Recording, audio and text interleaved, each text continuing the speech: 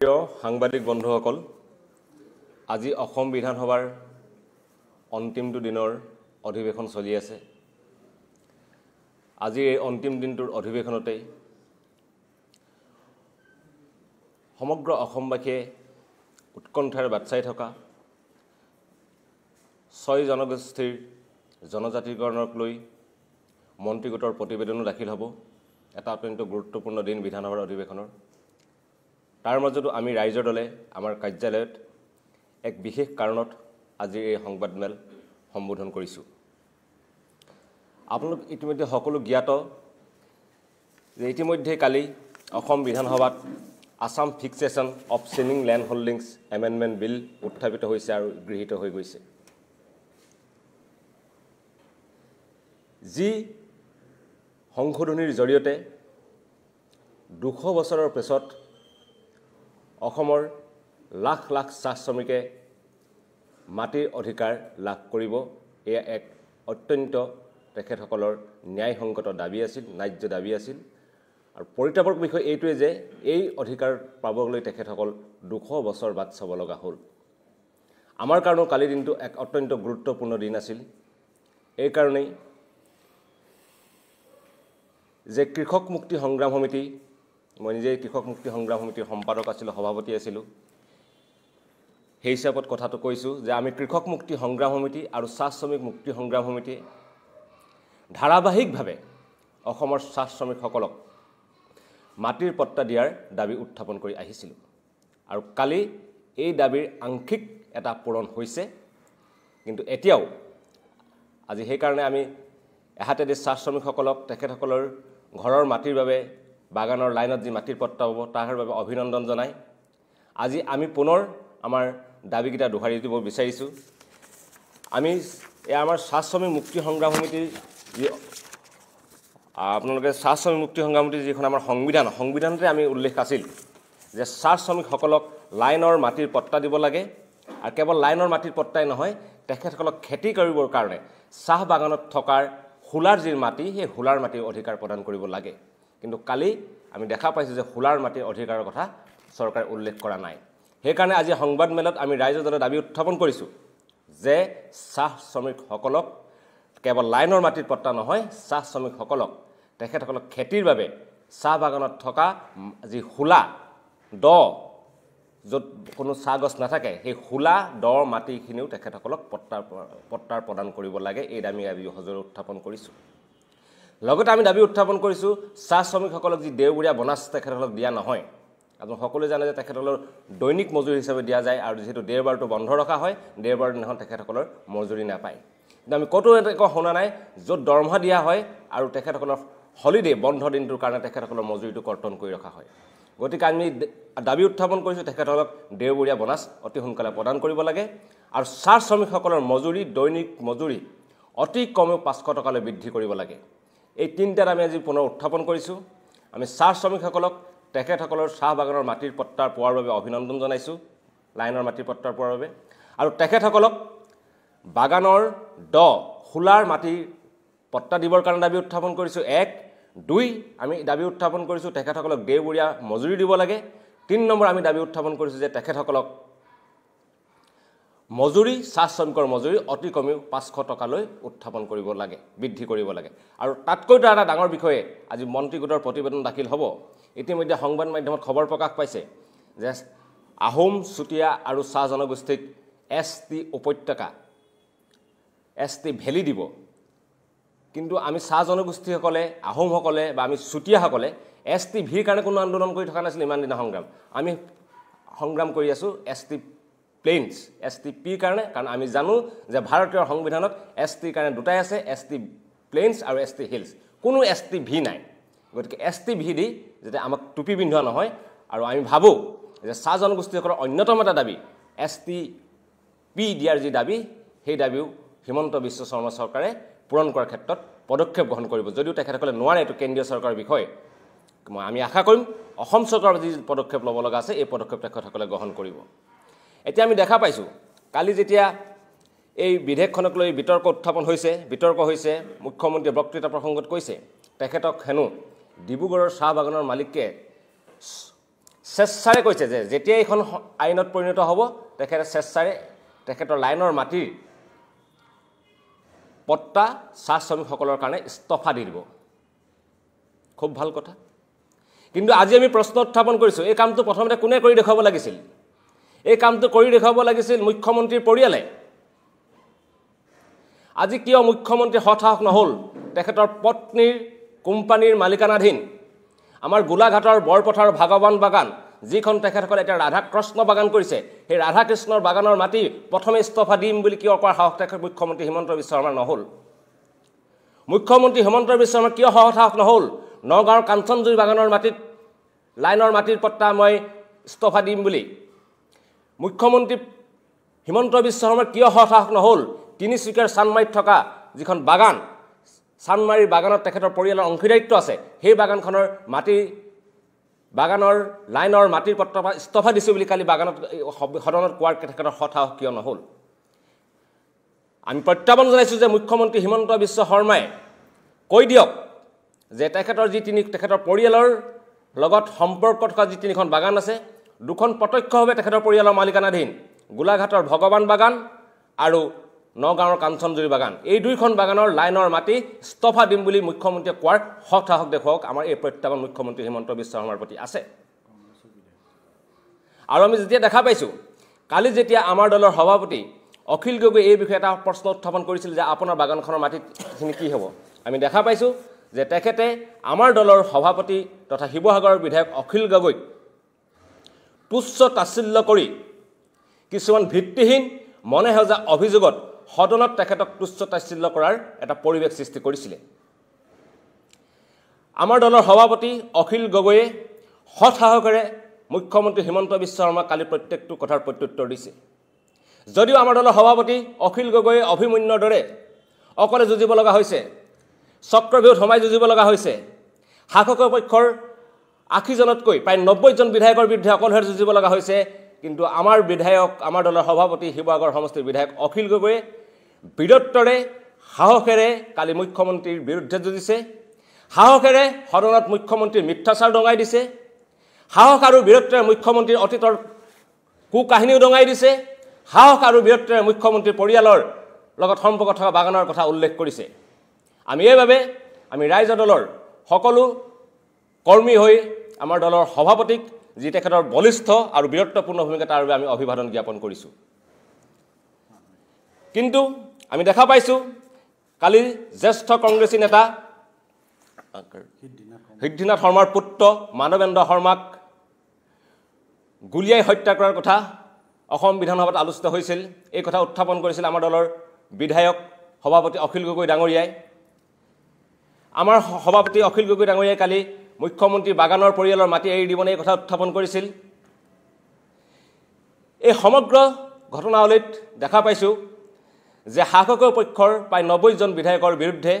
আমাৰ দলৰ সভাপতি অখিল গগৈয়ে অকলশৰীয়া এখন যুঁজ দিব লগা হৈছে আমি আশা ৰাখিছিলোঁ অসমৰ পৰিৱৰ্তনকামী জনগণে আশা ৰাখিছিল যে বিৰোধীয়ে একত্ৰিতভাৱে এইবাৰ অসম বিধানসভাত শাসকীয় পক্ষৰ বিৰুদ্ধে যুঁজখন দিব আমাৰ দলৰ সভাপতি বিধায়ক অখিল গগৈয়ে কালি যুঁজ দিছে কিন্তু যেতিয়া মানৱেন্দ্ৰ শৰ্মাৰ হত্যাৰ প্ৰসংগ উত্থাপন হৈছে যেতিয়া মুখ্যমন্ত্ৰীৰ পৰিয়ালে বাগানৰ মাটি এৰি দিব নাই এই কথা উত্থাপন হৈছে কিয় এজন বিধায়কে মাত মাতিব লগা হৈছে যদি আমি সকলো বিৰোধী বিধায়কে যদি একেলগে মাতিলেহেঁতেন তেন্তে নিশ্চিতভাৱে এই বিষয়বিলাক মানৱেন্দ্ৰ শৰ্মাৰ হত্যাৰ বিষয় মুখ্যমন্ত্ৰীৰ পৰিয়ালৰ বাগানৰ কথা এইবিলাক সদনত অসম বিধানসভাত আৰু বেছি প্ৰাসংগিকভাৱে উত্থাপন হ'লহেঁতেন আৰু বেছি বলিষ্ঠভাৱে উত্থাপন হ'ল আৰু এই বিষয়বিলাক আৰু অধিক দৃঢ়ভাৱে অসমৰ জনগণৰ মনলৈ সোমাই গুচি গ'লহেঁতেন আমি আশা প্ৰকাশ কৰিম যে মুখ্যমন্ত্ৰী হিমন্ত বিশ্ব শৰ্মাৰ পৰিয়ালৰ যি দুৰ্নীতি মুখ্যমন্ত্ৰী হিমন্ত বিশ্ব শৰ্মাৰ পৰিয়ালৰ যি কেলেংকাৰী মুখ্যমন্ত্ৰী হিমন্ত বিশ্ব শৰ্মা মুখ্যমন্ত্ৰী হোৱাৰ পিছত তেখেতৰ পৰিয়ালৰ সম্পত্তিৰ যি ৰকেট গতিত উত্থান হৈছে এই সকলোবিলাক বিষয় আমি বিৰোধীয়ে একত্ৰিতভাৱে জনগণৰ মাজলৈ লৈ যাব পাৰিব লাগিব তেতিয়াহে ২৬ৰ নিৰ্বাচনত আমি এইবিলাকক নিৰ্বাচনৰ এটা মূল বিষয়ত পৰিণত কৰি এটা কেন্দ্ৰীয় বিষয়ত পৰিণত কৰি আমি বিজেপিৰ বিৰুদ্ধে আমি হিমন্ত বিশ্ব শৰ্মাৰ বিৰুদ্ধে যুঁজ দি হিমন্ত বিশ্ব শৰ্মাক বিজেপিক আমি উৎখাত কৰি এখন পৰিৱৰ্তনকামী চৰকাৰৰ দৃষ্টিত বহাবলৈ সক্ষম হ'ম মই এইখিনি বক্তব্য ৰাখি আৰু পৰৱৰ্তী কিছু বক্তব্য ৰাখিবৰ কাৰণে আমাৰ লগত উপস্থিত আছে আজিজুৰ ৰহমান দলৰ তিনিজনকৈ সাধাৰণ সম্পাদক ৰাছেল হুছেইন চিন্ময় বৰা ডাঙৰীয়া মই ৰাছেল হুছেইনক কিছু বক্তব্য ৰাখিবৰ কাৰণে অনুৰোধ জনাইছোঁ বিশেষ ইতিমধ্যে আমাৰ দলৰ কাৰ্যকৰী সভাপতি ভাস্কুদি শইকীয়াই বিতংভাৱে গোটেইখিনি কথা ক'লে প্ৰথম কথা হৈছে যে মুখ্যমন্ত্ৰীয়ে কালি গোটেই কথাটো যিটো ভেঙুচালি কৰিলে বিধানসভাত আৰু বিধানসভাৰ যিটো মৰ্যাদা আৰু তেখেতৰ মুখ্যমন্ত্ৰীৰ যিখন আসন সেই আসনখনক আচলতে তেখেতে অপমান কৰিছে তেখেতে মই তাৰ কালিৰ আগতে আৰু শুনিছোঁ যে মাল শব্দ ব্যৱহাৰ কৰি অখিল গগৈ ডাঙৰীয়াক উদ্দেশ্য কৰি যিবোৰ শব্দ কৈছে এইবোৰ শব্দ অতিকৈ দুৰ্ভাগ্যজনক কিন্তু এইটো অস্বাভাৱিকো নহয় যিগৰাকী মুখ্যমন্ত্ৰীয়ে নিজৰ শিক্ষাগুৰু প্ৰয়াত উদয়াদিত্য ভৰালী ছাৰক ক'ৰ পৰা এই মালটো টপকিল এই বুলি ক'ব পাৰে সেইজন মানুহৰ মুখত এনেকুৱা কথা ওলোৱাটো কোনো আশ্চৰ্যৰ বিষয় নহয় কিন্তু আমি গৰিহণা জনাইছোঁ আমাৰ দুৰ্ভাগ্য অসমৰ বাবে যে এনেকুৱা এগৰাকী মুখ্যমন্ত্ৰীয়ে যি মৰ্যাদা হানি কৰিছে বিধানসভাৰ মৰ্যাদা হানি কৰিছে তেখেতৰ বক্তব্যৰে অসাংবিধানিক একেবাৰে নিম্ন খাপৰ নিম্ন স্তৰৰ বক্তব্য ৰাখি আচলতে গোটেই বিধানসভাখনক আজি লজ্জায়িত কৰিছে এই মুখ্যমন্ত্ৰীগৰাকীয়ে কালি মুখ্যমন্ত্ৰীগৰাকীক যেতিয়া অখিল গগৈ উভতি ধৰিলে যেতিয়া তেখেতে ভাস্কৰ বৰুৱা কংগ্ৰেছী বিধায়ক তেখেত বিশিষ্ট চাহ খেতিয়ক তেখেতকো যেতিয়া আহ্বান জনালে যে আপুনি কিয় মাতি নিদিয়ে আপুনি এই বিলখনক সমৰ্থন জনাই আপুনিও চাহ শ্ৰমিকসকলক মাটিখিনি স্বেচ্ছাই দি দিব লাগে তেতিয়াই অখিল গগৈ ডাঙৰীয়াই যেতিয়া প্ৰশ্ন কৰিলে যে আপোনাৰ ৩খন বাগান আপোনাৰ বাগানকেইখনৰ মাটিখিনি কেতিয়া দিব এই প্ৰশ্নটো কৰাৰ লগে লগে মুখ্যমন্ত্ৰী আৰু তেওঁৰ সাংগু পাংগু যিসকল বিধায়ক আছে ক'ব নাপায় আচলতে সাংগু কিন্তু তেওঁলোকৰ যি আচাৰ আৰু ব্যৱহাৰ আজি আমি ক'বলৈ বাধ্য হৈছোঁ তেওঁৰ যি সাংগু পাংগু বিধায়ক আছে যি চিঞৰ বাখৰ কৰিলে অখিল গগৈক অকলে যে আক্ৰমণৰ লক্ষ্য কৰি ল'লে ই সঁচাই দুৰ্ভাগ্যজনক কথা আজি মানৱেন্দ্ৰ শৰ্মা ৮০ দশকৰ শেষৰ ফালে যাক হত্যা ৰাজআলিত গুৱাহাটীৰ ৰাজপথত হত্যা কৰা হৈছিল জ্যেষ্ঠ কংগ্ৰেছ নেতা সেই কংগ্ৰেছ নেতাজনৰ পিতৃ আছিল সিদ্ধিনাথ শৰ্মা অসম স্বাধীনোত্তৰ অসমত কংগ্ৰেছক প্ৰতিষ্ঠা কৰা গোপীনাথ বৰদলৈৰ লগত একে সময়তে প্ৰতিষ্ঠা কৰা মূল কাণ্ডাৰীজন আছিল অন্যতম কাণ্ডাৰী আছিল সিদ্ধিনাথ শৰ্মা সেই সিদ্ধিনাথ শৰ্মাৰ পুত্ৰ জ্যেষ্ঠ কংগ্ৰেছ নেতা মানৱেন্দ্ৰ শৰ্মাক যেতিয়া হত্যাৰ কথাটো কোৱা হৈছিল মানৱেন্দ্ৰ শৰ্মাৰ নামটোৰ কথা কোৱা হৈছিল তেতিয়া মুখ্যমন্ত্ৰীৰ মুখখন কিয় কোচ খাই গ'ল কিয় তেওঁৰ লগত থকা বিধায়কবোৰ দাদা ব্ৰিগেডে জাঙুৰ খাই চিঞৰ বাখৰ আৰম্ভ কৰিলে ইয়াৰ কি সংযোগ আছে তাৰ উত্তৰ অসমৰ জনগণে জানিব লাগিব অতি দুৰ্ভাগ্যৰ কথা যে ৮০জন বিধায়ক শাসকীয় দলৰ ৮০জন বিধায়কৰ বিৰুদ্ধে অকলে অখিল গগৈ যুঁজ দিব লগা হ'ল যদি এই জ্যেষ্ঠ কংগ্ৰেছ স্বনামধন্য যিগৰাকী মানৱেন্দ্ৰ শৰ্মাক ৰাজপথত গুলীয়া হৈছিল তেখেতৰ নামটো লোৱাৰ লগে লগে মুখ্যমন্ত্ৰীক তেখেতৰ হত্যাৰ বিষয়ে প্ৰশ্ন কৰাৰ লগে লগে আমি আশা কৰিছিলোঁ যে আন কংগ্ৰেছ তথা আন বিৰোধী বিধায়কসকলে এটা বলিষ্ঠ ভূমিকা ল'ব কিন্তু এই যুঁজখন অখিল গগৈ ডাঙৰীয়াই অকলে কৰিব লগা হ'ল এতিয়া মূল প্ৰশ্নটো আমি প্ৰত্যাহ্বান জনাব বিচাৰিছোঁ মুখ্যমন্ত্ৰীক যে মুখ্যমন্ত্ৰীক যেতিয়া মুকলিভাৱে বিধানসভাত প্ৰশ্ন কৰা হ'ল যে আপোনাৰ চাহ বাগানৰ মাটি কেতিয়া চাহ শ্ৰমিকক এৰি দিব যেতিয়া মুকলিভাৱে প্ৰশ্ন কৰা হ'ল যে মানৱেন্দ্ৰ শৰ্মাৰ নামটো আপুনি শুনিছেনে তেতিয়া কিয় জাঙুৰ খাই উঠিল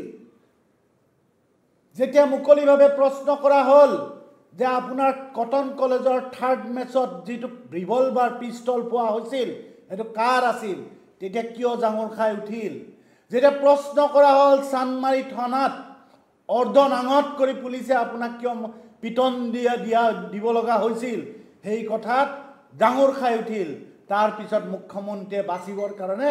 সতিনীৰ নাক কাটি যাত্ৰা ভংগ কৰাৰ দৰে তেখেতে পিছত ক'লে যে এইবোৰ সকলো নাটক কিয় নাটক যে অখিল গগৈৰ লগত মোৰ বুজাবুজি আছে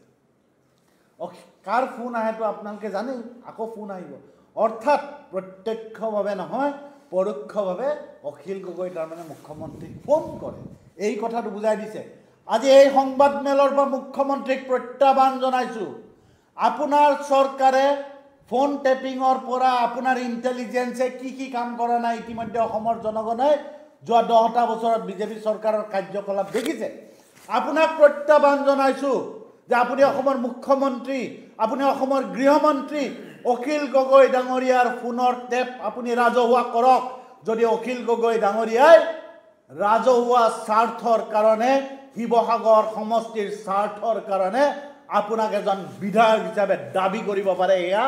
যিকোনো অসমৰ 126 জন বিধায়কৰ অধিকাৰ যদি কোনোবা বিধায়কে আপোনাৰ ভয়ত কপি কেনে যদি আপোনাক প্ৰশ্ন নকৰে আপোনাক ফোন কৰাৰ সাহস নকৰে একেই ধৰণে অখিল গগৈক নাভাবিব অখিল গগৈ এগৰাকী বিধায়ক সংগ্ৰামী ব্যতিক্ৰমী বিধায়ক আপোনাক ফোনত হলেও প্ৰশ্ন কৰিব যে এই ৰাজধানীটো কিয় হোৱা নাই শিৱসাগৰৰ